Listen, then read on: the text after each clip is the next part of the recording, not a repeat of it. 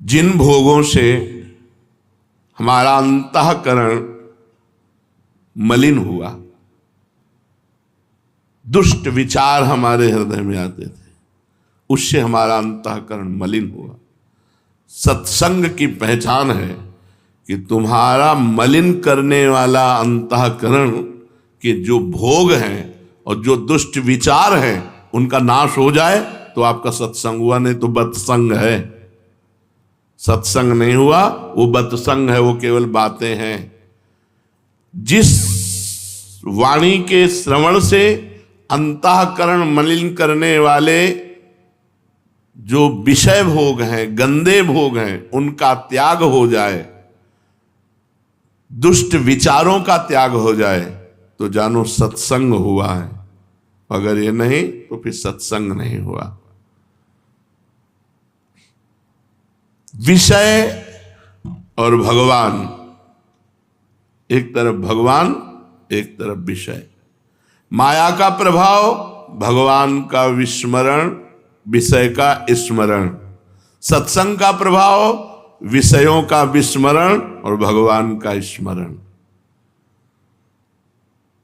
हमारा प्रभु के साथ सत संबंध है, उसी में स्थित हो जाना सत्संग है। मैं भगवान का, भगवान मेरे। सत्संग का फल क्या है? अंतःकरण को बिगाड़ने वाले भोगों का त्याग, दुष्ट विचारों का त्याग और भगवान से अपनापन हो जाना। मैं भगवान का, भगवान मेरे। सत्संग का स्वरूप क्या है? इसके दो स्वरूप हैं। एक जो अंतःकरण की शुद्धि में कारण बनकर मोक्ष की प्राप्ति में साधन रूप होता है, ये उपदेश से होता है। एक सत्संग हुआ, उपदेश, उपदेश दे दिया, अब उसको अपने आचरण में उतारो और उतार कर भगवत प्राप्ति करो। और एक होता है संत संग, वो हुआ सत्संग उपदेश का।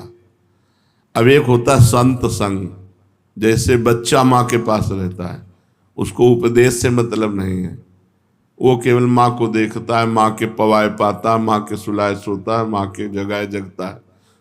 माँ की तरह किसी संत के भरोसे आश्रय में जो पल रहे हैं, इनको किसी साधन पक्ष को लेकर के मोक्ष पदवी नहीं है, ये संग के प्रभाव से वहां पहुंच जाएंगे। दो प्रकार का सत्संग, एक वाणी के द्वारा उपदेश दे करके अंतःकरण को शुद्ध बनाकर मोक्ष पदवी प्रदान करना, और एक समीपता, आठों पहर वो संत की आज्ञा में उनके समीप, उनके बच्चे की तरह। उनको साधना से कोई मतलब नहीं, उनको जो आज्ञा हुई बस वही कर रहे हैं, उनके समीप हैं। ये साधन पक्ष के नहीं, ये शरणागत पक्ष के हैं। ये स्वाभाविक भगवत प्राप्ति हो जाएगी। जैसे पिता की संपत्ति पर पुत्र का अधिकार, ऐसे स्वाभाविक हो जाता है। दूसरे की विशेष महिमा है, इनमें पहले की अपेक्षा दूसरे की विशेष महिमा है। उपदेश सुनकर और उसके अनुसार चलकर मोक्ष पदवी प्राप्त करना, और अपने को सर्वतोभावेन किसी संत के हाथ बेच देना, अधीन हो जाना। तो कह रहे पहले की अपेक्षा दूसरा विशेष है, किसी संत के अधीन हो जाना। ये बहुत बड़ी बात है। सत्संग अगर ना मिले तो क्या करें?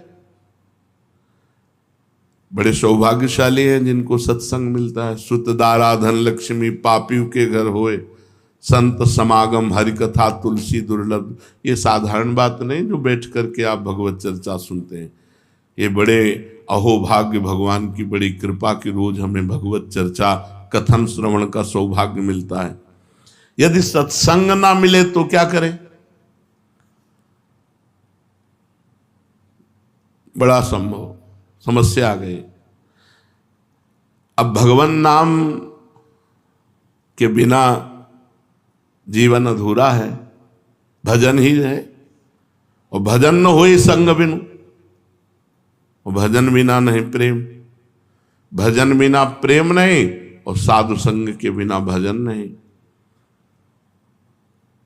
तो ग्रंथों का आश्रय ले।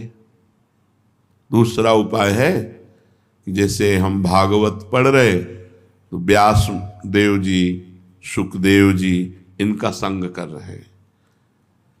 हम गीता जी पढ़ रहे तो भगवान का संग कर रहे हैं।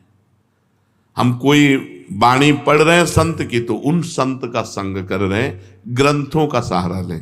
वैसे तो प्रगट बात है, लेकिन जिनको प्रगट में संत संग ना मिले तो फिर ग्रंथों का सहारा लें। खूब ध्यान पूर्वक ग्रंथों को पढ़ें, उसके अनुसार चलें। अगर कोई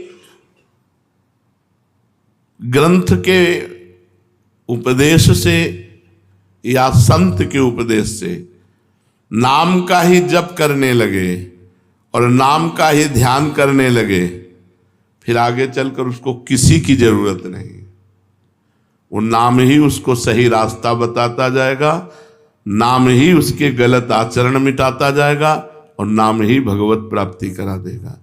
नाम में रुचि होने तक जरूरी है शास्त्र और संत।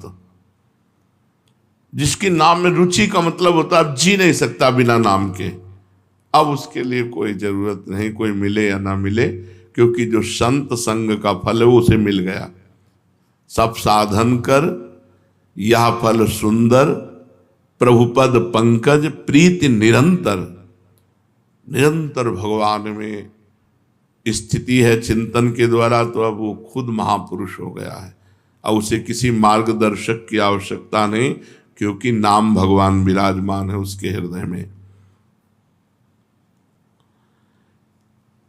कुसंग क्या है? जिस व्यक्ति के संग से नाम छूट जाए,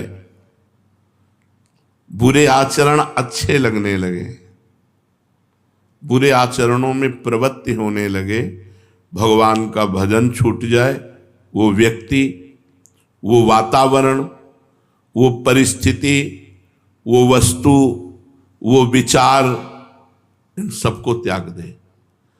जिस व्यक्ति वातावरण, परिस्थिति, वस्तु, विचार के संग से भगवान का चिंतन छूट जाए, बुराई अच्छी लगने लगे, उसी का नाम कुसंग है।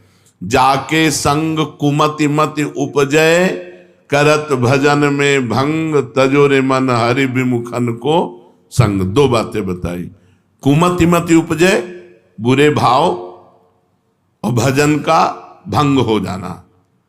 जो अभंग भजन चाहिए निरंतर, वो रुक जाना। भजन छूट गया और गंदे विचार आ गए, किसी वस्तु के खाने से या किसी वातावरण से या किसी व्यक्ति से या किसी परिस्थिति से, वो सब कुसंग है। वो व्यक्ति, वस्तु, परिस्थिति, विचार, वो सब कुसंग है जिसके संग से भजन छूट जाए और भोग अच्छे लगने लगे। भगवान की ओर से चित्त वृत्ति हटे जिसके संग से, भोग विषयों में रुचि बढ़े जिसके संग से, वो कुसंग है। यही पहचान है कुसंग की पहचान है। भोगों में रुचि बढ़े और भगवान से चित्त वृत्ति हटे, कुसंग हो गया। चाहे वो वस्तु का हो, चाहे व्यक्ति का हो, चाहे पदार्थ का हो, चाहे परिस्थिति का हो। बहुत सावधान रहना। हमें वो खाना नहीं, वहाँ जाना नहीं, वो देखना नहीं, उससे बोलना नहीं, उससे संबंध नहीं रखना जिससे भजन छूट जाए। जाके प्रिय न राम वैदेही, तजिए ताहि कोटि बैरीशम, यद्यप परम स्नेही। चाहे वो हमारा कितना प्रिय रिश्तेदार क्यों न हो। तो कुसंग का प्रभाव क्या है?